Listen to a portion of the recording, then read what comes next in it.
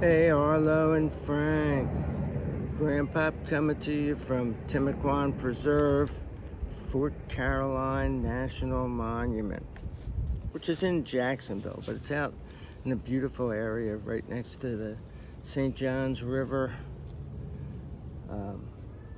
It's also close to the Mayport Naval Station, which means that we will hear helicopters from time to time. But hey, that's part of doing these things out amongst people, is you're going to hear some stuff. So today I'm going to do the final video in the series called Building and Using a Fascinating Vocabulary. This is a video on funny and ethnic words.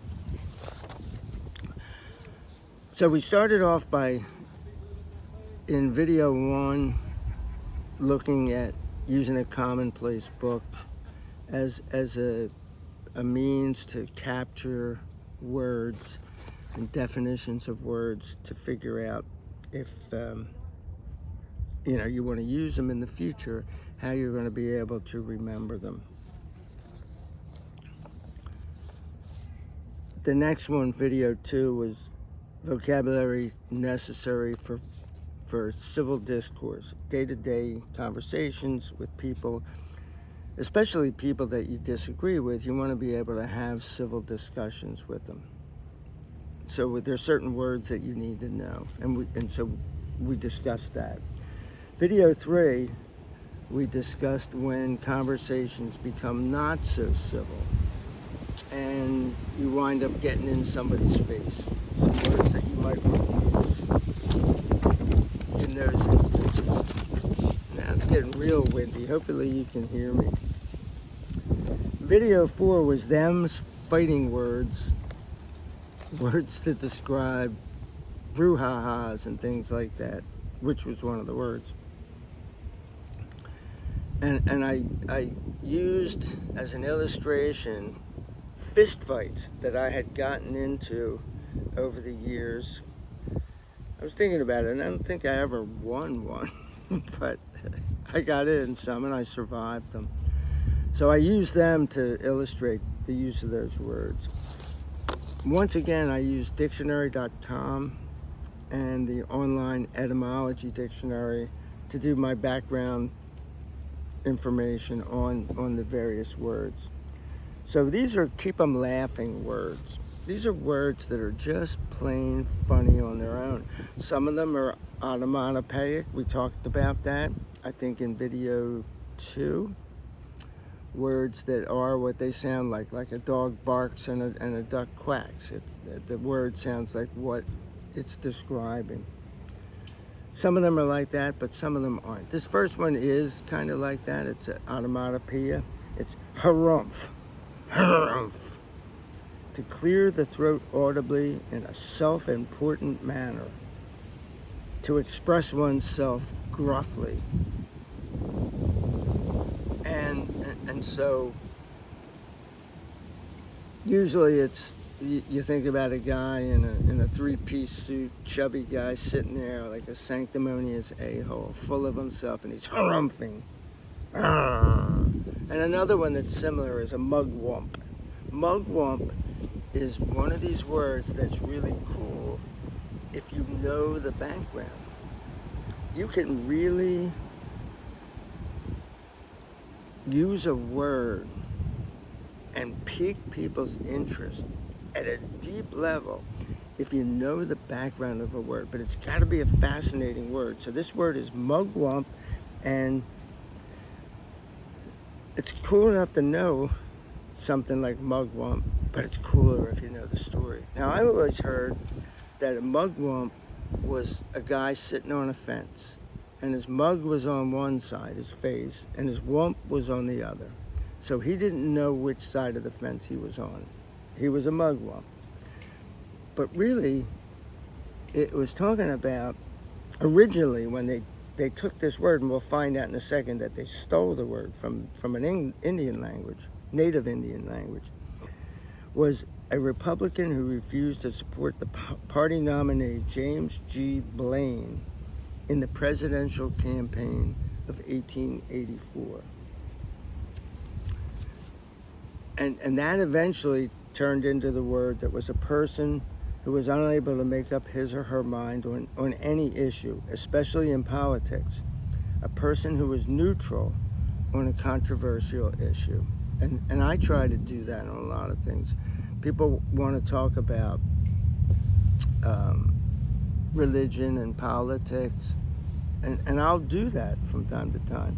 But if it isn't the correct venue for that, then I'll just say, I don't discuss things like that at work or in school or with friends or whatever it is.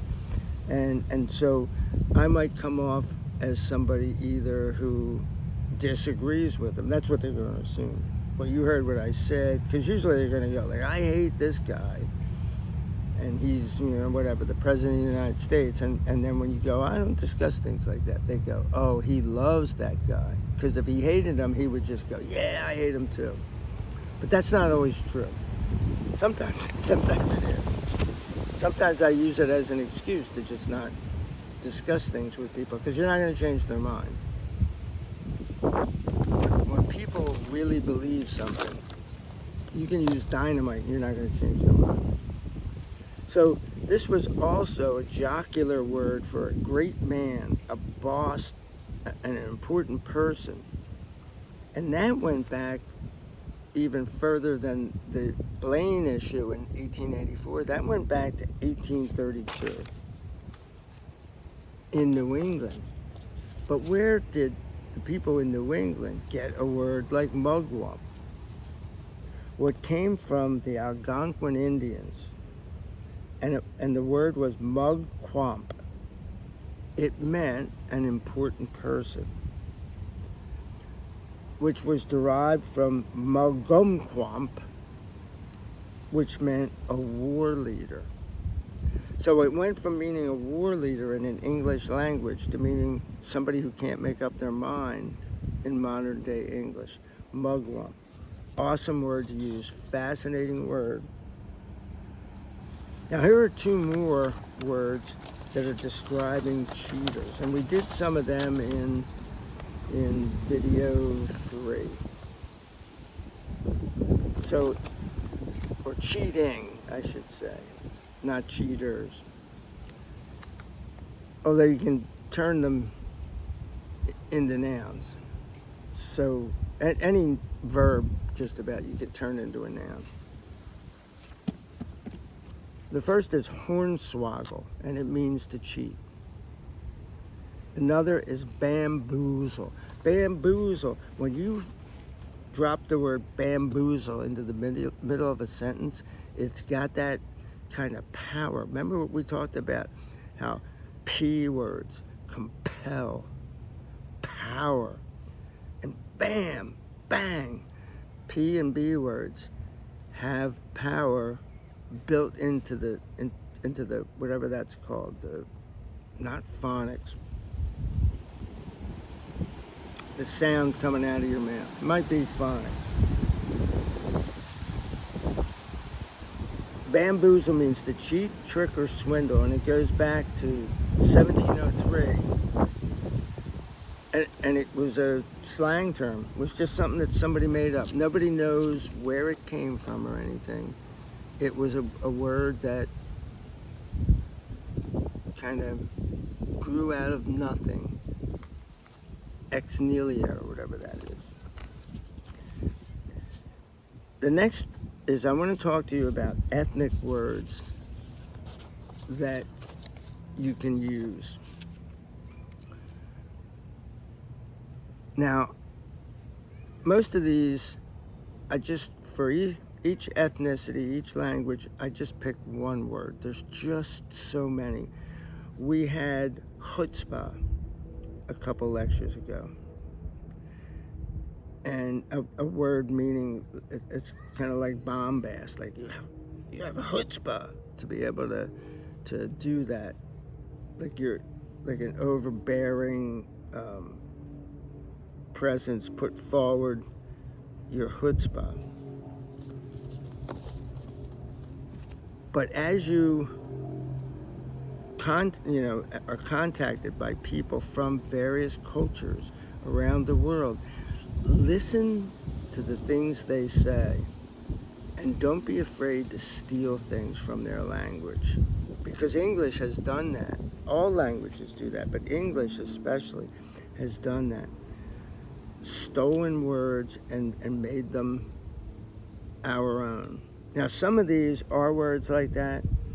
Some of them, well, the first one we don't really use, but I just love it. And it's from Spanish. It's payaso. It means clown. And I tell people all the time, if they speak Spanish, well, and if I do something and they're looking at me like, what are you doing? I go, well, I'm a payaso. Soy payaso. But there's just so many words. Gringo that we use. Muchacho. It's a rich, full language with words that when they come out of your mouth, they just sound cool.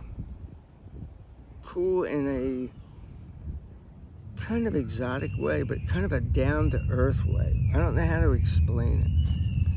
It's a very interesting language. I spent years trying to learn it. I just suck at learning languages.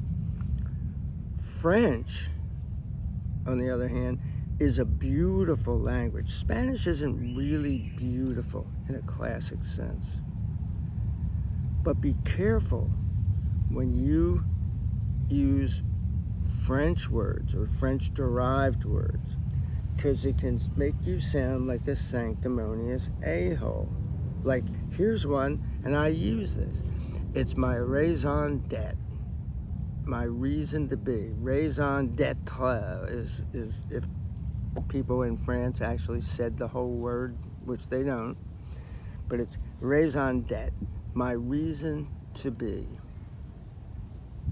It's a great word, but when you say it to somebody who doesn't know what it means, they're going to be like, you're raison d'etre.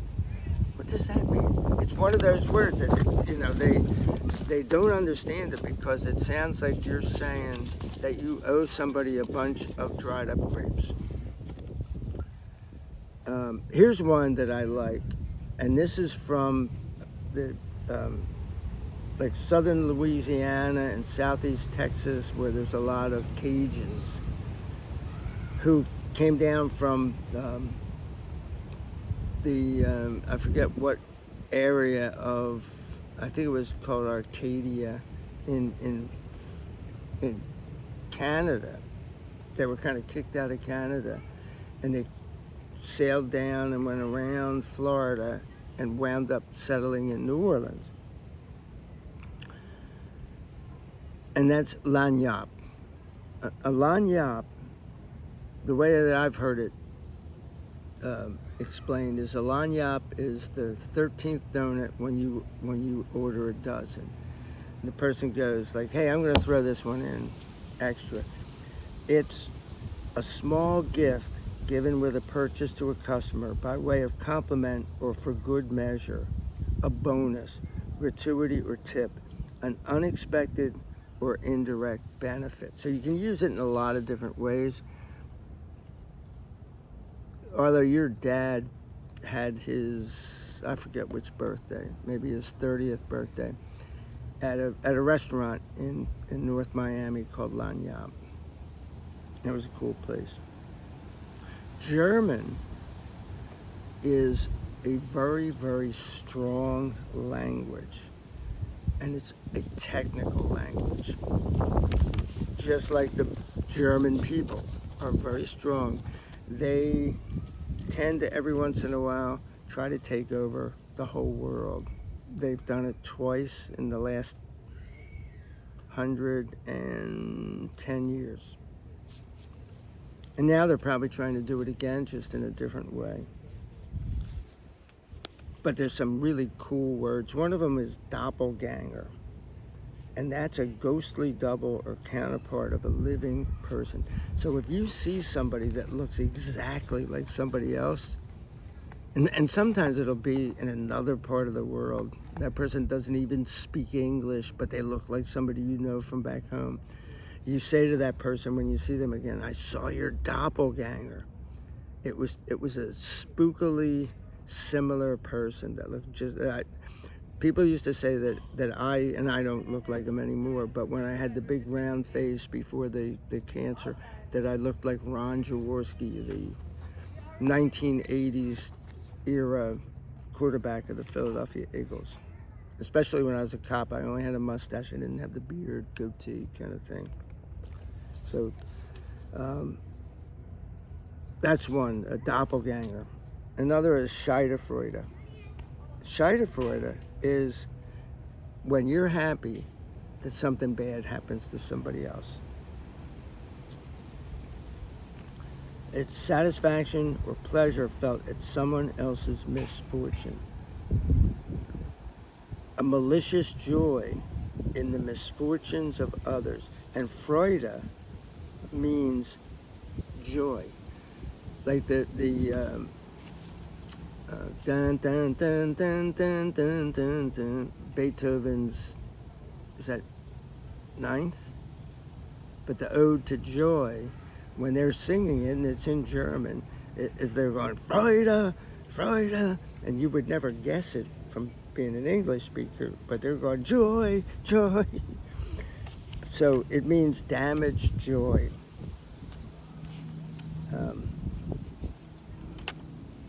Another one is Bildungsroman. Bildungsroman. Now, a Bildungsroman technically is a novel concerned with the education, development, and maturing of a young protagonist. A protagonist is the star of the show, the main character in the novel, the star of the movie. That person's the protagonist. Their enemy is the antagonist. But it means more than that. You can talk about a Bildungsroman moment. I'm getting ready to do a video of songs that made me who I am. I'll be doing it playing on guitar. And these are songs mostly from the late 60s, early 70s that I still listen to all the time now.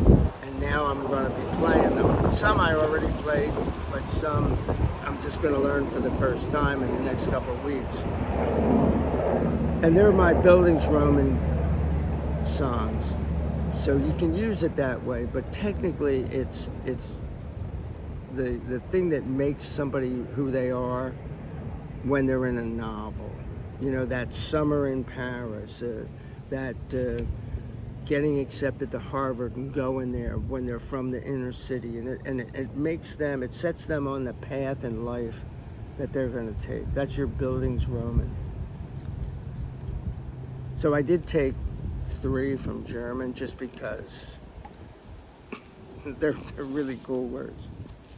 Irish is a colorful language, and there's a lot of words. We've stolen a lot of words from the Irish, but one that I picked for this, just because you may have heard the word and you would never know that it was an Irish word, is banshee.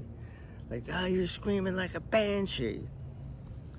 People's moms say that to them. Stop acting like a banshee. You say, like, well, what is that? Well, in Irish folklore, it's a spirit in the form of a wailing woman who appears to or is heard by members of a family as a sign that one of them is about to die. Now, nobody knows that, but if you use that word, you'll know it. And if somebody else uses that word, you go like, banshee, is somebody gonna die? And they go like, no, I'm just talking about somebody who's hysterical. It's like, oh, well, here's the history of that word. But I warn you, don't come off like a sanctimonious a-hole. Yiddish is the fascinating language to paint word pictures with. the word that I picked out today, now, we looked at chutzpah before, is bupkis. Bupkis means nothing. I got bupkis. I got nothing.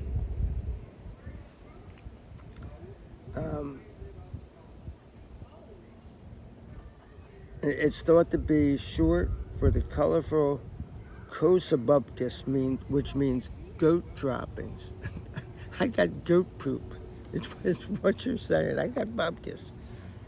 Something you may want to consider the next time you do say, I got bupkis.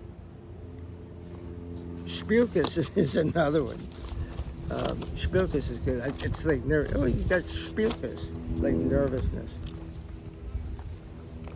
So, and then you have words that come from the Bible, but they're still in use today. And the Bible is a fascinating study. I could have done a whole series of 10 videos on words that you need to know to study the Bible if you're really going to study it in depth. But the word that I picked today is Philistine. And that's a person who's lacking in or hostile or smugly indifferent to cultural values, intellectual pursuits, aesthetic refinement, etc., or is contentedly commonplace in ideas and tastes. So a Philistine is like some,